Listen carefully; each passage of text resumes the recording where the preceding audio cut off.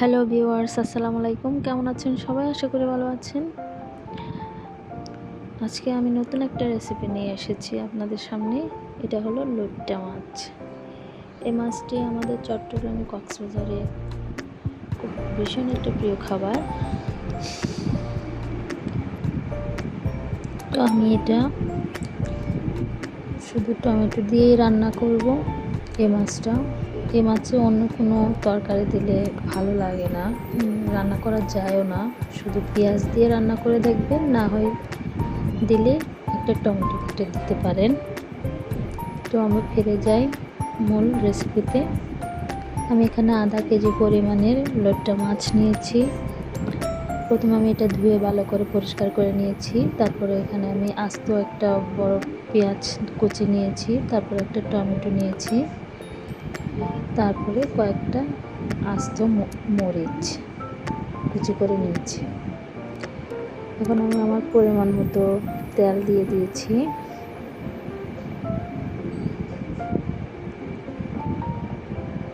তারপর কয়েকটা আস্ত জিরা দিয়ে দিয়েছি যখন তেলটা গরম হয়েছে। এখন আমি এক পেঁয়াজ কুচি দিয়ে দিলাম।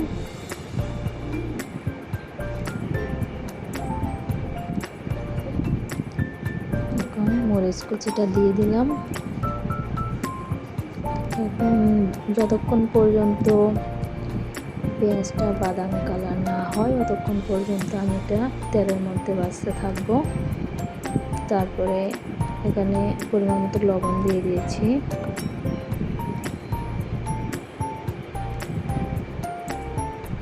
পেঁয়াজটা যদি একটু তেলের মধ্যে ভাজা হয় তাহলে পেঁয়াজের গন্ধটা, কাঁচা গন্ধটা চলে যায়, খেতে ভালো লাগে।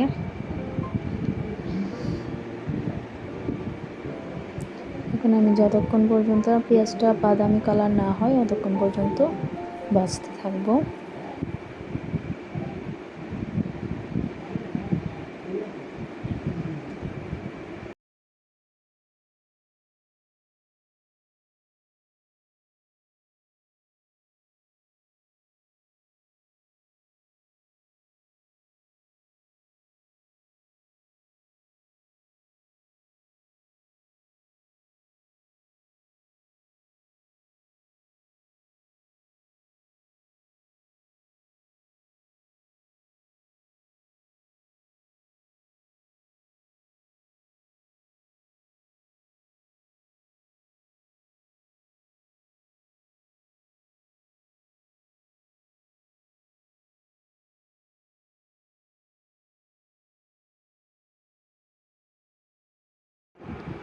এখন এই পর্যায়ে 1 চা চামচ পরিমাণ শুকনো মরিচ দিয়ে দেব।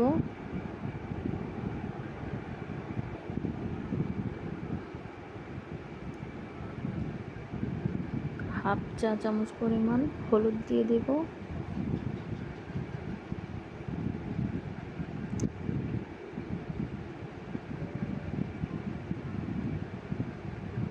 আর হাফ চা চামচ পরিমাণ জিরার গুঁড়ো দিয়ে দেব। এখন সবগুলো উপকরণ দিয়ে আমি নাড়তে থাকবো।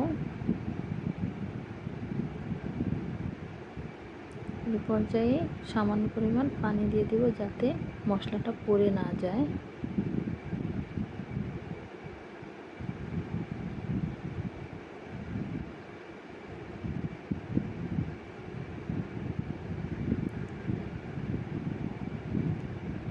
এখন ভালোভাবে নাড়তে থাকবো, সবগুলো উপকরণ যেন ভালোভাবে মিশে যায় এবং পারফেক্টলি কুক হয়।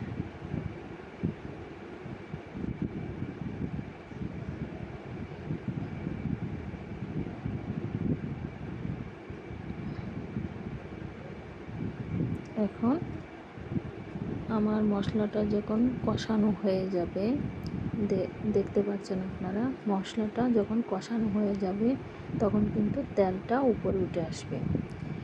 সেই পর্যায়ে আমি সবগুলো মাছ দিয়ে দেব।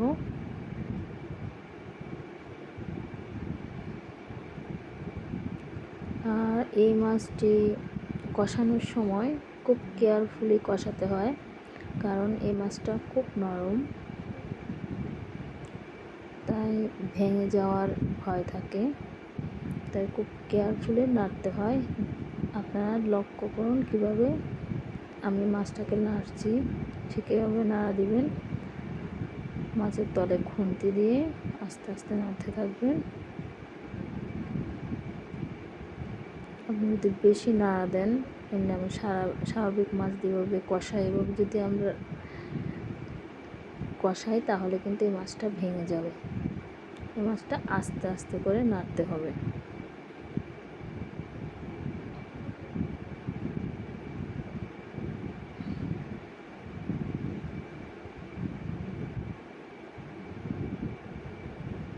ঠিক এভাবে একটা একটা করে উল্টে দিবেন, না হয় তলে খুন্তি দিয়ে আস্তে আস্তে নাড়া দিবেন, তাহলে মাছটা ভাঙবে না।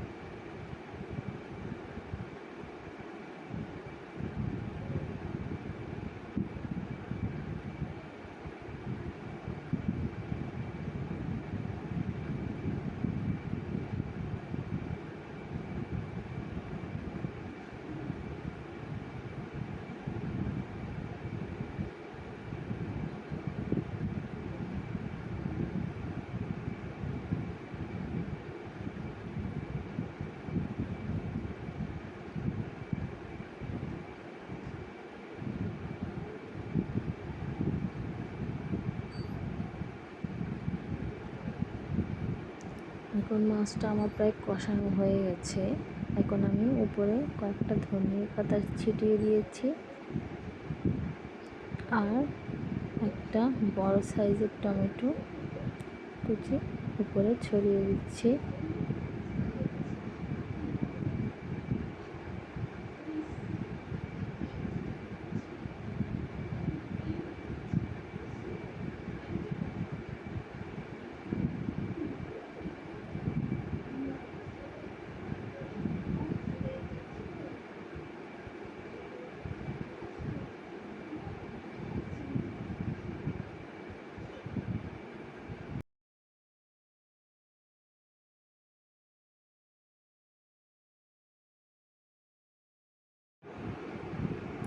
এখন আমি 5 মিনিটের জন্য ডেকে দিব, টমেটোটা যাতে বয়েল হয়। এখন 5 মিনিটের মাঝখানে আমি একটু নেড়ে দিয়েছিলাম। এখন ঠিক এভাবে নেড়ে দিবেন।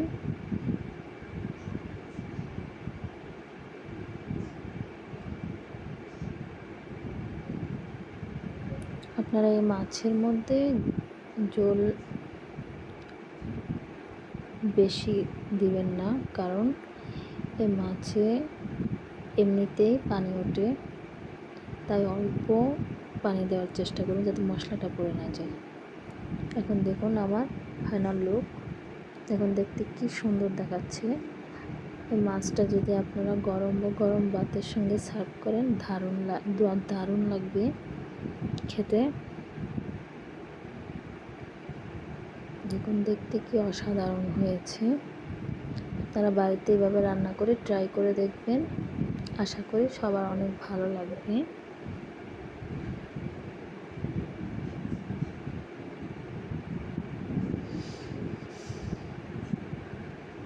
দেখুন এটা আমার রেসিপির ফাইনাল লুক। সবাই ভালো থাকবেন, সুস্থ থাকবেন। আসসালামু আলাইকুম। আর ভিডিওটি যদি ভালো লাগে লাইক দিয়ে দিবেন, শেয়ার দিয়ে দিবেন, আর আমার চ্যানেলটি সাবস্ক্রাইব করে দিবেন। আসসালামু আলাইকুম।